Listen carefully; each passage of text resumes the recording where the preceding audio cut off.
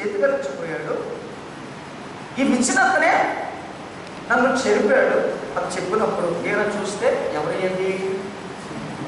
ఎవరైతే పిలిపిస్తున్నాడో, ఎవరైతే అడుగుతున్నాడో అతనికి ఏమైపోయింది? అక్కడ అంతమందిలో ఏమైపోయింది? నీతిని కోల్పోయాడా? అధికారాన్ని కోల్పోయాడా? పరిశుద్ధతను కోల్పోయాడా? విలువను కోల్పోయాడా? చూడండి, ఒక మనిషి విలువ కోల్పోవడానికి క్షణాలు చాలు. పరిశుద్ధత కోల్పోవాలన్నా, నీతి కోల్పోవాలన్నా, యథార్థతను కోల్పోవాలన్నా ఒక చిన్న అబద్ధం ఆడేస్తే ఎంతో డబ్బు వస్తుంది. ఒక చిన్న పొరపాటు చేస్తే, ఒక శరీరాన్ని అమ్ముకుంటే, డబ్బే దేనికో ఇచ్చేసుకుంటే ఒక అవసరం గడుపుకోవచ్చు, కొంత డబ్బు సంపాదించవచ్చని క్షణిక ఆవేశంలో చేస్తున్నటువంటి పొరపాటు అది మరణానికి దారితీస్తుంది. నిత్య జీవన రాజ్యములోనికి ప్రవేశించవలసిన ప్రతి క్రైస్తవుడు చిన్న శరీర కోరికలను చంపుకోలేక తీర్చుకోవడానికి చివరికి ఏం చేస్తున్నాడో తెలుసా? తన నీతిని తాకట్టు పెడుతున్నాడు, తన నీతిని కుదువు పెట్టేస్తున్నాడు. ఎంత దౌర్భాగ్యమైనటువంటి పరిస్థితి! ఎంతమంది ఉన్నాం ఈ రోజున అలాగా? ఎన్నో వాక్యాలు మనం వింటున్నాం, ఎన్నో సార్లు సరిదిద్దుకుంటున్నాం. నన్ను బాగు చేయకురప్ప, నన్ను స్వస్థపరచుకురప్ప, నన్ను బలపరచుకురప్ప, నన్ను నీతిమంతుడిగా చేయి, నీతిమంతురాలుగా చేయి, నీ సన్నిధిలో నుండి నన్ను తోసివేయద్దయ్యా, నీ రాజ్యం నాకు కావలపురప్పని కన్నీటితో, రోదనతో, మోకాళ్ళ మీద ప్రార్థన నుండి చేస్తున్నటువంటి మనమే కొన్నిసార్లు ఏం చేసే ప్రమాదం ఉంటే నీతిని సహితం తాకట్టు పెడుతున్నటువంటి పరిస్థితి. పెట్టడం లేదా? నీతిని తాకట్టు పెట్టడం అంటే ఏంటో తెలుసా? నీకు రక్షణనిచ్చినటువంటి యేసయ్యనే నువ్వు అవమానిస్తున్నావు. ఎలాగంటే యేసుక్రీస్తు ప్రభువు వారు 12 మంది శిష్యులను ఏర్పరచుకున్న తర్వాత వారిలో ఒకడు యూదా ఇస్కరియోతు. వాడికి ఆశ అంతా దేని మీదంటే, వాడి చుట్టుపక్క దేని మీదంటే డబ్బు లేదు. ఎప్పుడు డబ్బు పెట్టాలి, ఎప్పుడు డబ్బు సంచి వాడి దగ్గర ఉంటాడు. వాడు పెద్దలు చేయాలి, ఆ డబ్బు పెద్దలు వాడు చేయాలి. సరే, వాడు ఆశ తెలుసు కాబట్టి ప్రభు వాడి చేతికి అప్పచెప్పాడు. అందుతోనే ముగించుకున్నాడా? చివరికి ఎవరినైతే వెంబడిస్తున్నాడో, ఎవరి ద్వారా అయితే డబ్బులు వస్తున్నాయో, ఎవరి ద్వారా అద్భుతాలు జరుగుతున్నాయో, చివరికి ఆయన మిషన్ చూసారు. ఆయననే అమ్మేశాడు. అమ్మే ఏమన్నా బాగుపడ్డాడు, సుఖపడ్డాడు, ఒక రోజున బ్రతికాడు, ఒక గంటను బ్రతికాడు. పరిశుద్ధాత్మని ఊరుకున్నాడా? గద్దించాడు. వెంటనే ఎన్ని కాసులకైతే అమ్మేసుకున్నాడు వాటన్నిటిలో ఆ ఇసిరేసేసి ఇక హృదయం కలవర పడిపోయి దేనికి అప్పచెప్పుకున్నాడు? మరణానికి అప్పచెప్పు గురు వేసుకున్నాడు. యేసు ప్రభువుని అమ్మేశాడు. ఈయన ప్రాణం కూడా తగ్గించుకున్నాడు. చూసారు, మనము కూడా క్షణిక ఆవేశంలో, దురాలోచనతో, స్వనీతితో మనము కూడా యేసు క్రీస్తును అమ్మేస్తున్న పరిస్థితుల్లాగా మనం ఉన్నామా? అటువంటి వాళ్ళకు మనం ఉన్నామా? ఆలోచన చేయండి. నీకు డబ్బు పొదువున్నా, కరువున్నా, ఇబ్బంది ఉన్నా, వస్త్రహీనత ఉన్నా, ఆ పూటకి నీకు ఆహారం లేకపోయినా ఏం పర్వాలేదు. నీ నీతిని విడిచిపెట్టు. ప్రభువు ఇచ్చిన ముద్రను తాకట్టు పెట్టు. ఒక్కసారికే కదా అని నిన్ను సరిపెట్టుకొని తెగించి పని చేయకు. ప్రభును తాకట్టు పెట్టకండి, ప్రభు నమ్మేకండి. దేవుడు పెట్టారు. ఈ విధంగా చేసినటువంటి వారు ఎవరు బాగుపడలేదు, ఎవరు కూడా యేసు ప్రభుతో ఉండే పరిస్థితి లేదు. కనుక ఈ రోజు ఈ మాటలు వింటున్నటువంటి మనం అందరం కూడా మన ఉద్దేశం ఏంటి, మన ఆలోచన నీతి ముద్ర పొందినటువంటి యేసయ్య ద్వారా బాప్తిస్మం అనే ముద్ర, మారుమనసు అనే ముద్ర, రక్షణ అనే ముద్ర, పరిశుద్ధత అనే ముద్ర, నీతి అనే ముద్ర పొంది అనుభవిస్తున్నటువంటి మనం ఒక చిన్న అవసరత కొరకు అమ్మేసే పరిస్థితులు మనకు ఉంటే, ఎంతవరకు దేని మీద ఆధారపడి నీ ఆత్మీయ చింతను గడుపుకున్నావో అన్ని కూడా సర్వనాశనం అయిపోయి ఒక్క నీతి, ఒక్క బొట్టు చాలు విషపు చుక్క.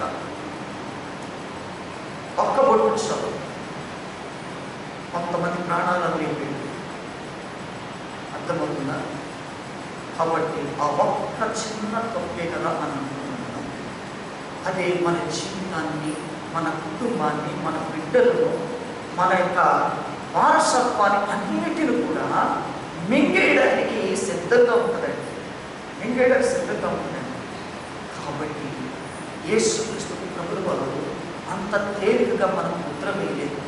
మన పాపములను ఆయన భుజం మీద వేసుకుని, ఆయన భుజం మీద వేసుకుని మనము భరించవలసినటువంటి ప్రతి శిక్షను, ప్రతి హింసను, ప్రతి కొరల దెబ్బలు, ప్రతి అవమానాలను మనకు బదులుగా యేసయ్య నిలబడ్డాడు.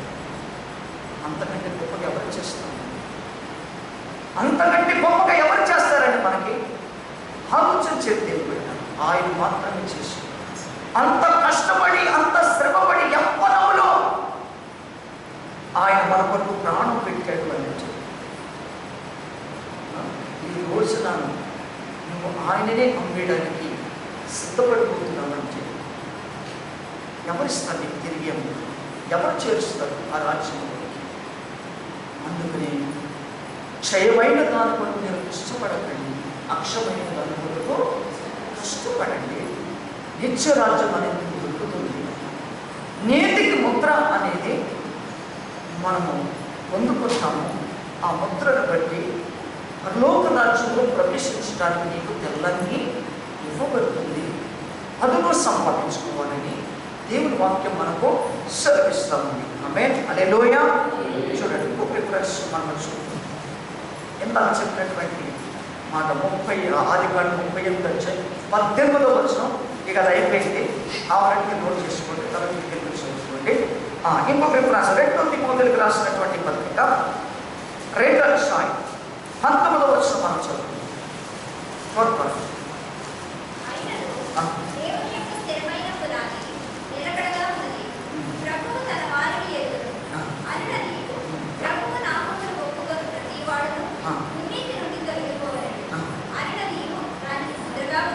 చాలు చూసారు, యేసయ్య ఏం మాట్లాడుతున్నాడు ఇక్కడ? ఏమని ప్రకటించబడుతుంది? ఆయనను దేవుని యొక్క స్థిరమైన పునాది ఎలా ఉందట? నిలకడగా ఉంది, నిలకడగా ఉంది. ఆయన ముద్రను చెరపడానికి కానీ, ఆయన ముద్రను దోచుకోవడానికి కానీ, ఆయన పరిశుద్ధతకు భంగం కలిగించడానికి కానీ, ఆయన నీతికి దోచుకోవడానికి ఎవరికి అధికారం లేదు. ఎవరికి అధికారం లేదు. ఒకప్పుడు ప్రయత్నించాడు ఒకడు, ఆయన పరిశుద్ధతను దోచుకోవాలని, నీతిని దోచుకోవాలని ఆయన ఆయన వాడికి సాగిల పడాలని ఎన్నో రకాలు ట్రై చేశాడు. ప్రతి ట్రై ఫెయిల్యూరే. ప్రతి ప్రయత్నంలో ఓడిపోయాడు. కాబట్టి దేవుని బిడ్డలారా, వాడు మన మీద కూడా ట్రైల్స్ చేస్తూ ఉంటాడు. మన బలహీనతలు, యేసయ్యలో బలహీనత లేవు కాబట్టి ఆయనను గెలవలేకపోయాడు. కానీ మనుషుడు బలహీనుడు కదా, బలహీనమైన ఘటన కదా. ఎంత ఈజీగా పడిపోతారు, ఏ మాయకు పడిపోతారు, ఏ అబద్ధాలకు పడిపోతారు, వాడి బాగా తెలుసు కాబట్టి అన్ని రకాలుగా ప్రయత్నం చేస్తాడు, అన్ని రకాలుగా ట్రైల్స్ చేస్తాడు. కాబట్టి దేవుని బిడ్డలారా, మనము ఏం చేయాలి? అటువంటి సమయం ఏం చేయాలి?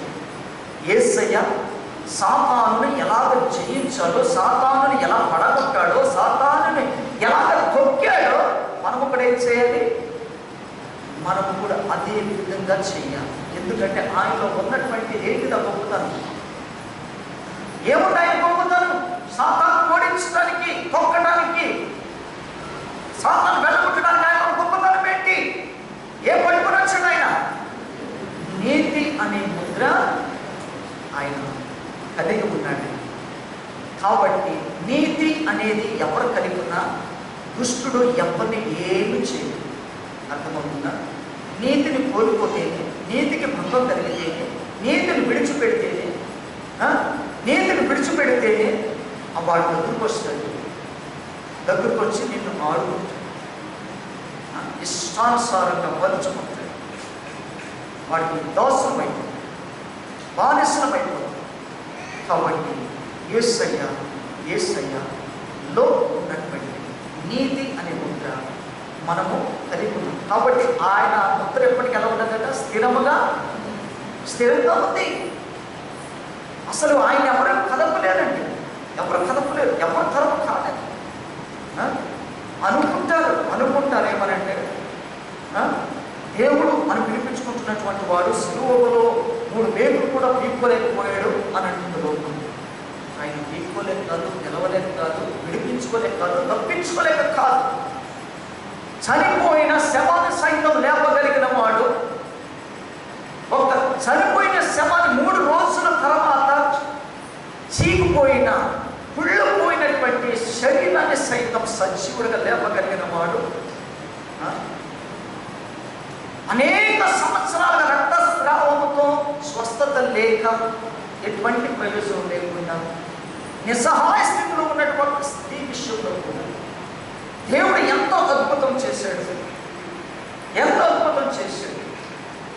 కాబట్టి దేవుడు ఆయనలో ఉన్నది ఎలా ఉన్నదట?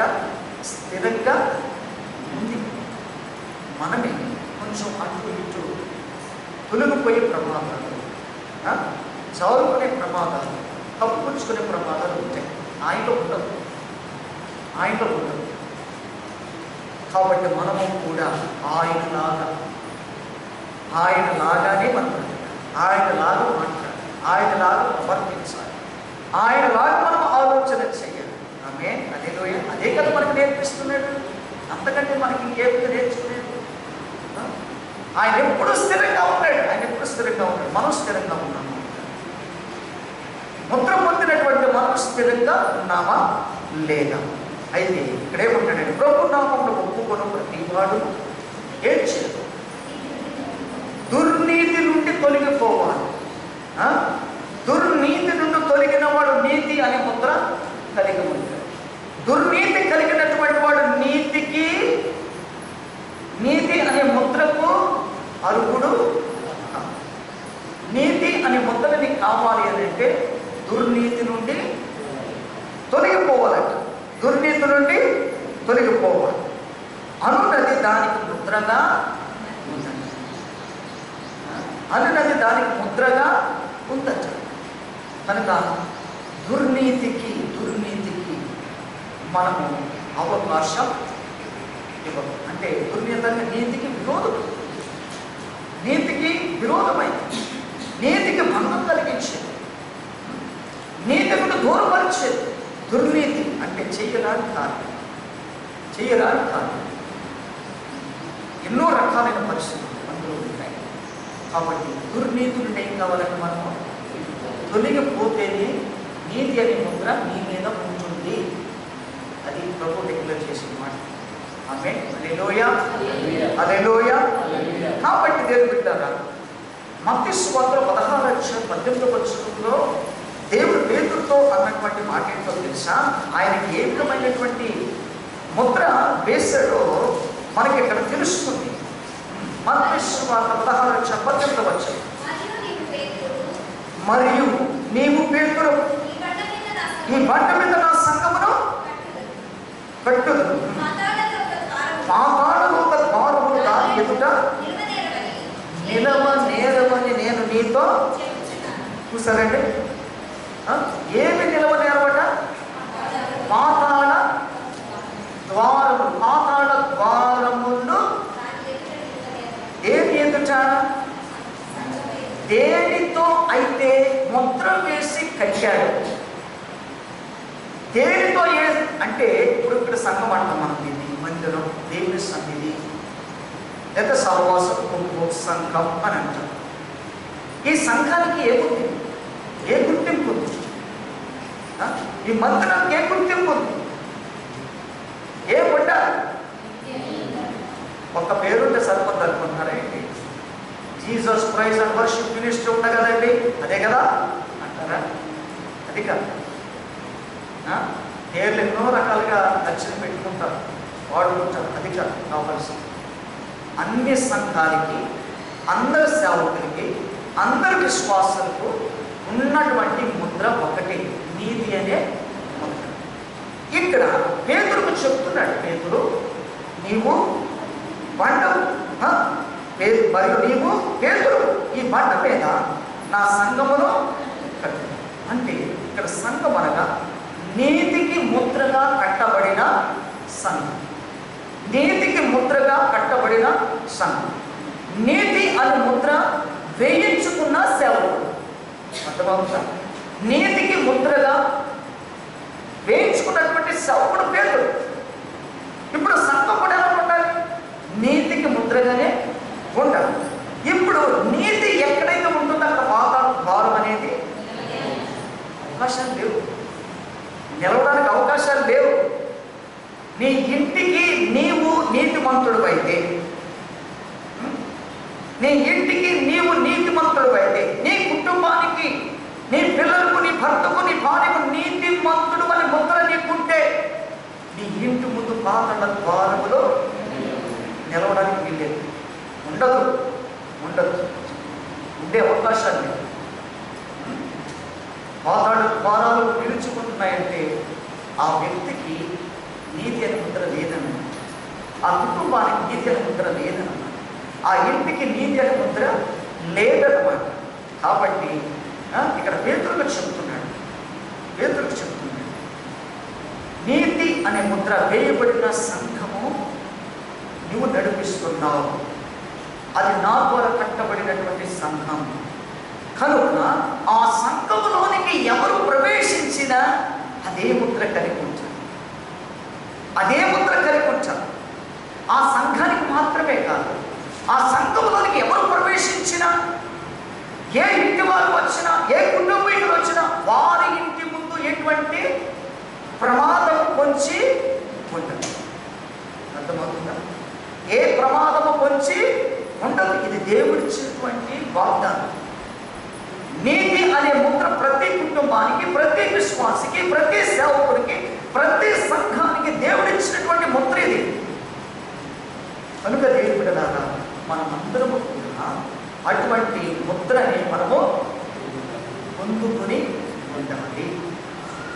ఆ ముద్ర పొందుకున్నటువంటి వారికి మాత్రమే నిత్య జీవము అనే రాజ్యంలోనికి మనము ఏమవుతా ప్రవేశించగలుగుతాం. దాని కొరకు ప్రయాసపడండి, దాని కొరకు కష్టపడండి. అందుకొరకే నా సన్నిధికి రండి, అందుకొరకే సంఘానికి రండి, అందుకొరకే నా యొద్దకు రండి. మత్తయి సువార్తలో 11వ అధ్యాయము 28వ వచనంలో ఏమంటాడు? ప్రయాసపడి భారము మోసుకొనుచున్న సమస్త, ఇక్కడ మనం ఏమని పెట్టుకోవాలంటే ప్రయాసపడి భారం మోస్తున్న నీతి లేని జనులారా. నీతి లేకపోవడం వలన మోయకూడని భారాన్ని మోస్తున్న ఓ బిడ్డ, నా కుమారుడా, కుమార్తె, నా దగ్గరికి రా, నేను ముద్ర వేస్తాను.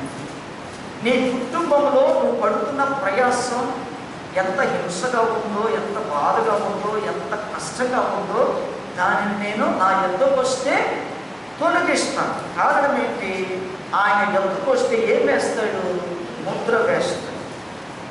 ముద్ర వేయించుకున్న వారి యొద్దకు శత్రువు వస్తాడని ఉందా? రాదు. ప్రయాసపడి మా భారము మోయుచున్న సమస్త జనులారా నా యొద్దకు రండి. ఏమిస్తారు? నేను మీకు ఎప్పుడు ఉంటుంది విశ్రాంతి? డబ్బు బాగున్నప్పుడా, ఒంటి నిండా ఆరోగ్యం బాగున్నప్పుడా, బాధలు కష్టాలు ఏమీ లేవు అని అనుకున్నప్పుడా విశ్రాంతి? అప్పుడు కూడా బాధలే ఉంటాయి, అప్పుడు కూడా కష్టాలే ఉంటాయి. కానీ దేవుడు అంటున్నది ఏంటంటే నీతికి ముద్ర, నీతి అనే ముద్ర వేయించుకున్న సమస్త జనులారా నా యుద్ధకు వస్తే మీకు విశ్రాంతినిస్తాను. తర్వాత ఏమన్నాడు? నేను సాత్వికుడను, నేను మనసు గలవాడు కనుక మీ మీద నా కాడి ఎత్తుకొని నా యొద్ద నేర్చుకోండి.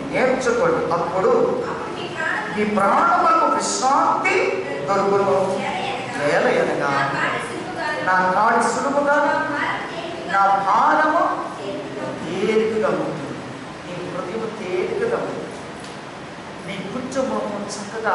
సంతోషకరంగా ఉంటుంది, సమాధానకరంగా ఉంటుంది. కొద్దిగా ఉన్న అసంతృప్తి,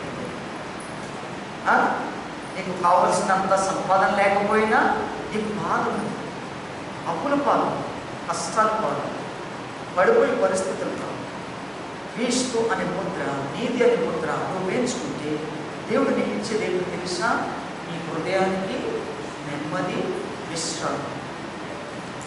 నీకు విశ్రాంతి, నెమ్మది ఉందంటే నీ కుటుంబానికి ఉందంటే, నీకు లేదంటే కుటుంబానికి మొత్తం లేదంటే.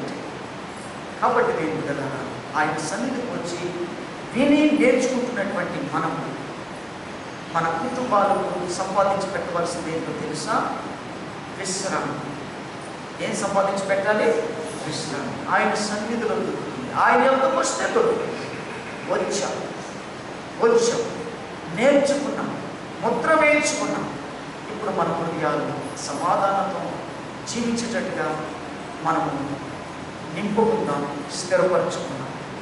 కాబట్టి ఈరోజు ఈ వాక్యాన్ని బట్టి మనమందరము కూడా పరిశీలన చేసుకుందాం. ఈరోజు ప్రభు మన కొరకు ఆయన సజీవుడుగా ఉన్నప్పుడు ఆయన ఒక పని చేశాడు. ఇది నా శరీరము, ఇది నా రక్తం. దానికి బదులుగా ఒక రొట్టెను, ద్రాక్షారసం ఆయన పంచి ఇచ్చాడు. కాబట్టి అది మనము యేసయ్య శరీరముగా, యేసయ్య రక్తముగా మనము అటువంటి ఆలోచనతో మనము ఉండి మన ఉదయమంతా నింపుకొని ఆ బలలో ప్రవేశించటానికి ఇది అక్షయమైన ఆహారం. ఇది ఏ ఆహారం?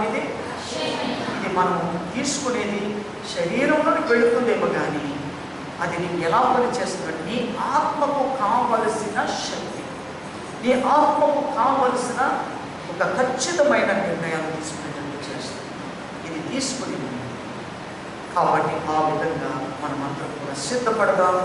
ఇచ్చే వాక్యము దేవుడు మన వినికిడిలో మనల్ని నడిపించునుగాక, బలపరచునుగాక. ఆమె చిన్న ప్రార్థన చేసుకుందాం, పరిశీలన చేసుకుందాం. అందరూ కూడా పరిశీలన చేసుకుందాం, విన్నటువంటి వాక్యాన్ని బట్టి పరిశీలన చేసుకుందాం. పరమ తండ్రి, నీకు వందనాలు, స్తోత్రాలు ప్రభువా. యేసయ్య, నీవు ఎందుకు పంపబడ్డావో, పంపబడిన నీవు ఈ మనుషులందరూ దేని కొరకు పరుగులెడుతున్నారో, దేని కొరకు పరుగులెట్టాలో ఈరోజు మాకు నేర్పించు. మేము వ్యర్థముగా కష్టపడకుండానట్లు, మేము పడే కష్టము ఆత్మ సంబంధమైనదే, అక్షయమైనదే ఉండులాగున నీ వాక్యము చేత మాతో మాట్లాడినందుకు ప్రభువా నీకు వందనాలు. నీ మాటకు విరోధంగా క్షయమైనది ఏది కూడా నాలో పాలించడానికి, క్షయమైన ముద్ర నాలో ఉండటానికి వీలు ప్రభువా. నీ ద్వారా వేయబడిన నీతి అనే అక్షయమైన ముద్ర మీరు మా హృదయంలో వేశారు. దానికి భంగం కలిగేటట్టుగా ఆయాస పెట్టే పరిస్థితిలో ఉండగా ప్రభువా, మేము బలంగా స్థిరంగా ఉండడానికి ఆయన ఈ శరీరంలో, నీ రక్తంలో పాలు పొందడానికి మమ్మల్ని యోగ్యులుగా ఎంచు నిమిత్తము ప్రభువా మీరు మమ్మల్ని సిద్ధపరచి నడిపించండి. యేసు నామములో